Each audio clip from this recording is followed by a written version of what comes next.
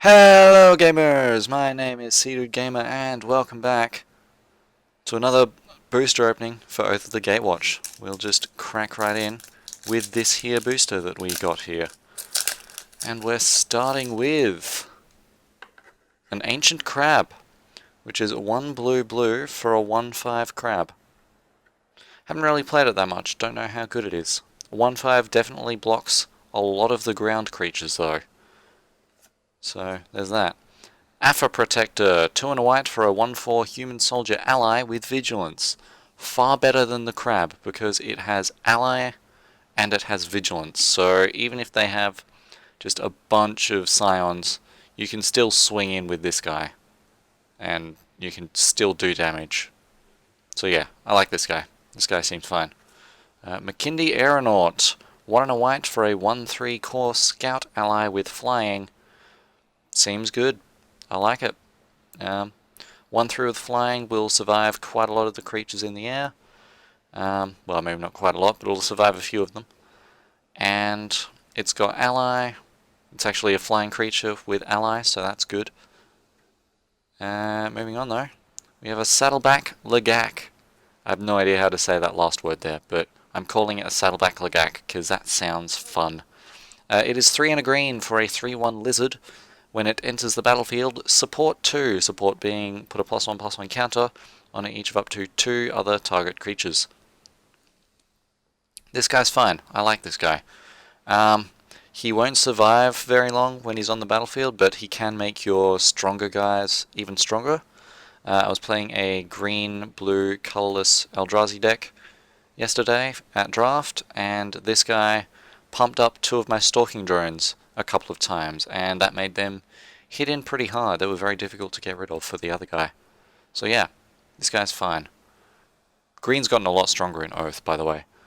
We have Corpse Churn, 1 and a black for an instant.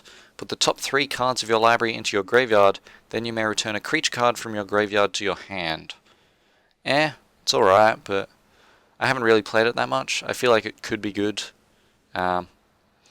Yeah, it's only getting a creature card back, but sometimes that's all you need. And it can just draw you a card on turn 2 if you're lucky. But you might not want to be putting things in your graveyard that early. I don't know. It's interesting. I don't mind it. I don't mind it. Natural State, single green, instant. Destroy target artifact or enchantment with converted mana cost 3 or less. This hits a lot of the important artifacts and enchantments. It hits a Seer's Lantern. It hits Angelic Gift, hits your Containment Membrane. It can do a lot of things, this card, actually. So, yeah, not actually a bad card to have. I don't mind that card. Haven't actually played with it, but it seems like it could definitely find some use against someone that's playing a white-blue deck is probably the best thing to play this against, because there's a lot of your artifacts and enchantments in there. Well, a lot of your enchantments, at least. Moving on though, we have Reality Hemorrhage. 1 and a red instant with Devoid. Deals 2 damage to target creature or player. Alright. Yeah, it's a 2 mana shock. It's fine.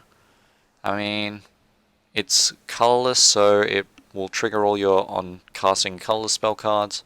So it works really well with your Nettle Drones, your Molten Nurseries.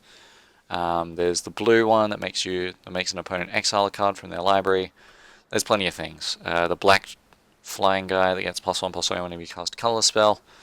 Yeah, anything with Devoid, not too terrible in this set. And one that already does damage, sure, I'll take it. Crumbling Vestige. It's a land. It enters the battlefield tapped. When it enters the battlefield, you add 1 mana of any color to your mana pool, and it taps to add colorless to your mana pool. It's fine. I don't mind it. It can definitely... It's good fixing in the early game if you need to cast an on-color creature, and it will trigger your colorless activation costs later on in the game. So, there you go. It can do work. Next up we have a Gravity Negator, speaking of colorless activation costs, 3 and a blue for a 2/3 Eldrazi drone with flying. Whenever it attacks, you may pay colorless. If you do, another target creature gains flying until end of turn. I like this guy. I feel like this guy can definitely do work. A single mana to have 2 creatures fly over and deal some damage I'm okay with it.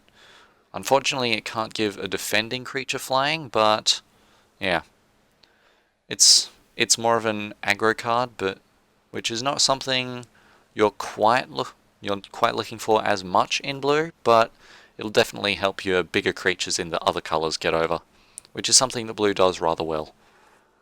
Next up, speaking of the Hedron Crawler, did I speak of the Hedron Crawler? No, I spoke of the Seer's Lantern. Anyway, Hedron Crawler, 2 generic mana for a 0/1 artifact creature construct, which taps to add colorless to your mana pool. Yeah, it's endearing in a mystical, pointy sort of way. I don't mind it. We're on to our uncommons. We should have 3 of these. And we have a Cliffhaven Vampire, 2 white-black for a 2/4 Vampire Warrior ally with flying. Whenever you gain life, each opponent loses 1 life. I don't mind it. It's fine. Yeah, I'm a fan of this card. Gaining life, people losing life, it's a good time. Next up though, we have Visions of Brutality. 1 and a black for an enchantment aura. Enchanted creature can't block. Whenever enchanted creature deals damage, its controller loses that much life. This card is good. This is basically just a removal spell. Yes, they can still swing in, but unless their creature has lifelink, they're not likely to be doing much with it.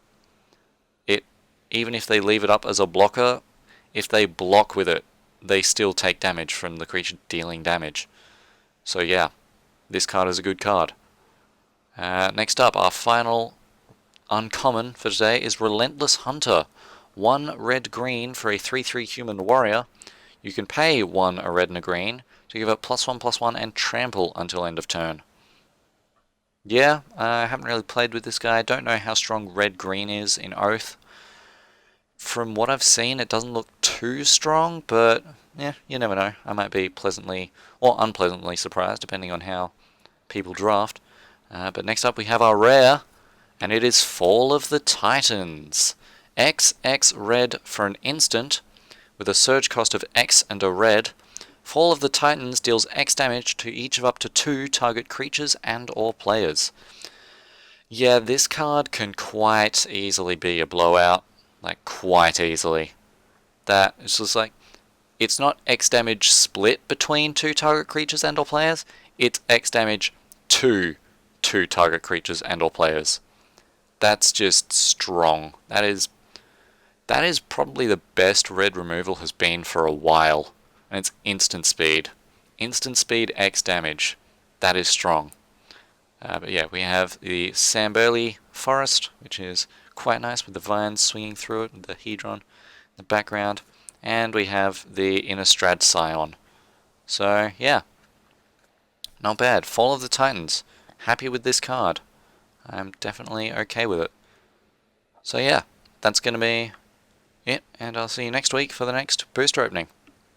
Bye.